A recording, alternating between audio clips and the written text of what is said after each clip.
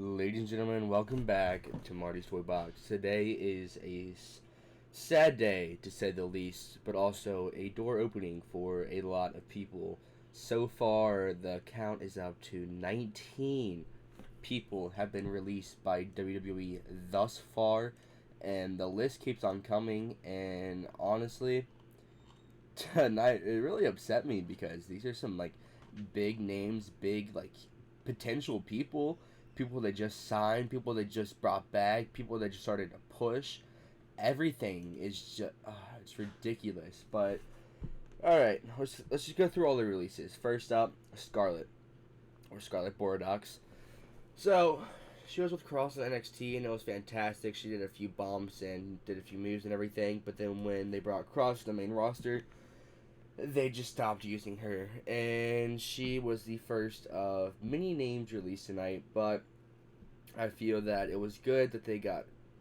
I feel it was better for them to get some of these people out now because they can just.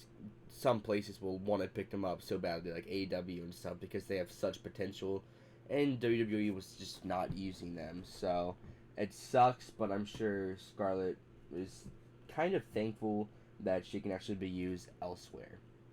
Next up, Frankie Monet.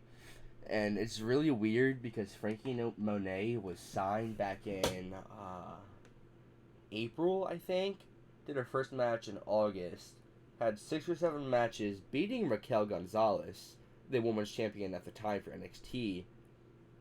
And then now she was released. That's gotta be one of the shortest stays, I guess, and I don't know what they're thinking, but these names are bad to be released.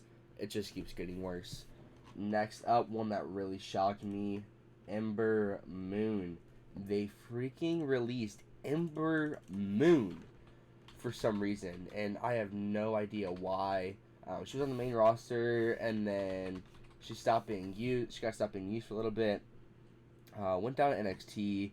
Won the NXT Women's title, and then now she was put in a tag team, and then she was NXT Women's Tag Team Champion with Shotzi Blackheart, and she was doing really good, but then just literally out of nowhere, they released her. I have no idea what WWE is thinking or doing, but it's absolutely ridiculous. Anyways, the next name on this list was Oni Lurkin, and honestly, this one didn't surprise me that much, and I'm kind of thankful that they did release him for the fact that it sucks. It definitely sucks. He's an amazing wrestler and has had great potential and everything, but he was never properly used right in WWE. When he was teamed up with Piton and aligned with him, that was good. But I think Oni Lorcan will succeed very well no matter where he goes next after his 90-day compete clause. And then another name that was released was Hit Row's B-Fab, which is honestly kind of surprising as they just brought Hit Row up to the main roster and all of that, and then now just they released one of the people in there. So that's definitely really weird. Next up was Jessie Camilla. Honestly, I didn't even know she worked for WWE, if I'm being honest. I haven't seen any of her matches or anything. But definitely sucks that she was released. Next up is Zeta Ramir. She did some really cool spots in NXT and everything, and it was really cool. But I guess they're trying to clean house for NXT, and there's some main roster stuff that just really frustrates me, which we'll talk about later on. So that definitely sucks for her as well. Next up, Trey Baxter, who they just brought in. They brought him in the NXT Breakout Tournament, I think. And it hasn't even been 4 months, and they released him. And he had really good potential, in my opinion, so I don't know what they were thinking there. Next up is Katrina Cortez. She wrestled on 205 Live a lot, and I think she was with Legado del Fantasma for a minute there. And then they released Jeet Rama. I'm not too sure how to say his name. He did some Saudi Arabia shows and everything, and they didn't really showcase him. But they might have planned to do it because at first Mansoor only fought at the Saudi Arabia shows, but then now he's on the main roster and everything like that. So, and then next up was Grand Metalik. I'm pretty sure he asked for his release, or it was Lince Dorado. I'm not too sure which one it was, honestly, but they released Grand Metalik, and they released Lince Dorado. And Lucha House Party was a really fun trios group, and I'm really surprised that they went that route to release. Well, first they released Kalisto, which is like the main part, so I figured that like it's not going to be long until they're released.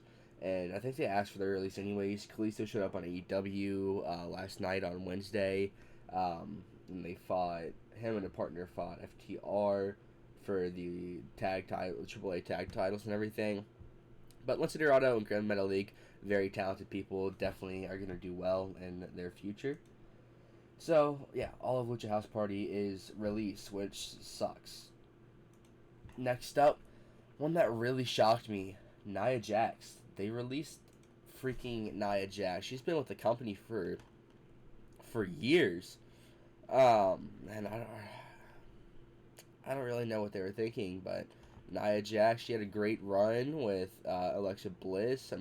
If I'm not mistaken, she was women's champion for a while, and had a great run in the company. She was Raw Women's Champion and everything, but then they kind of just dropped the ball with her. She won the title at WrestleMania 18 and everything, had a pretty good run with it, Women's Tag Team Champions and everything, and they ended up releasing her. No idea what they were thinking with that. Next up, I'm pretty sure we're getting to the names that really frustrate me. Karrion Kross. They released Karrion freaking Kross. I swear I saw this guy as a world champion on the main roster. He was NXT world champion, got injured, whatever. He came back, kicked some freaking ass. And then they brought him to the main roster. Made him lose to Jeff Hardy on his first night. Made him wear some sort of mask and everything, and some weird like warrior gear. No clue what they were thinking there. And then another name on this list is Keith Lee. I'm sort of at a loss for words for this one. Like, Keith Lee is a name. Oh my god, he did fantastic in NXT. He was the first ever NXT North American and NXT World Champion at once. And then he relinquished that North American title and everything. And he was brought up to the main roster, thrown in the pandemic era, thrown straight into like a little show with Randy Orton and Drew McIntyre and everyone. He worked with freaking Randy Orton on his first night on the main roster. And then I think he got injured or they took him off TV. One of the two. They brought him back, didn't use him, but then 3-4 weeks ago they started using Keith Bearcat Lee. So I was assuming he was going to get a big push as a heel, but it turns out that they had no idea what they were doing, and they released him. And then next up, a couple more names here. Mia Yim. Mia Yim was fantastic as Mia Yim. She got thrown into Retribution. Retribution was just a failed gimmick, a failed faction overall.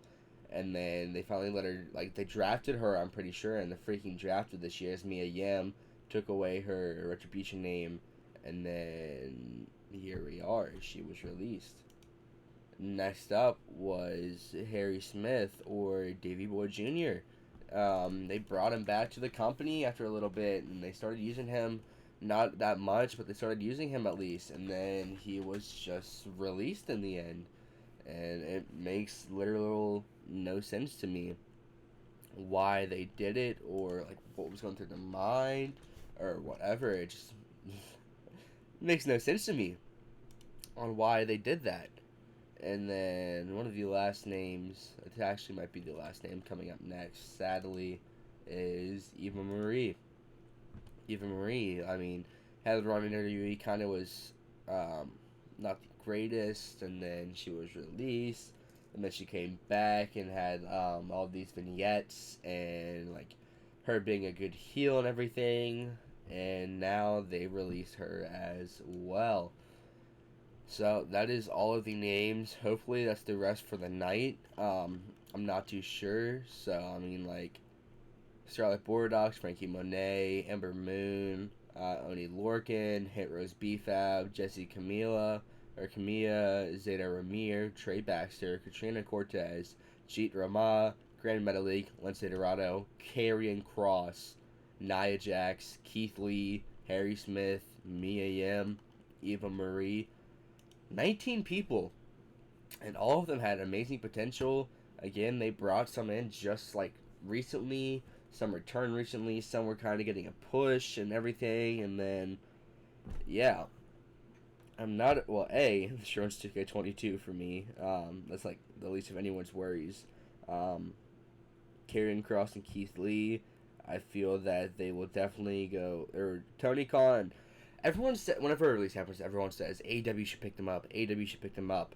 And that's not the ordeal for half of these releases. But for Keith Lee and Karrion Kross, those freaking monsters and amazing superstars, Tony Khan should definitely try to pick them up because they could be huge assets for AEW. And I can see both of them being like world champions or just champions in AEW in general. And 19 names, it's crazy and ridiculous, and I don't know what WWE is doing. But yeah, thank you guys for watching, and I'll see you guys next time.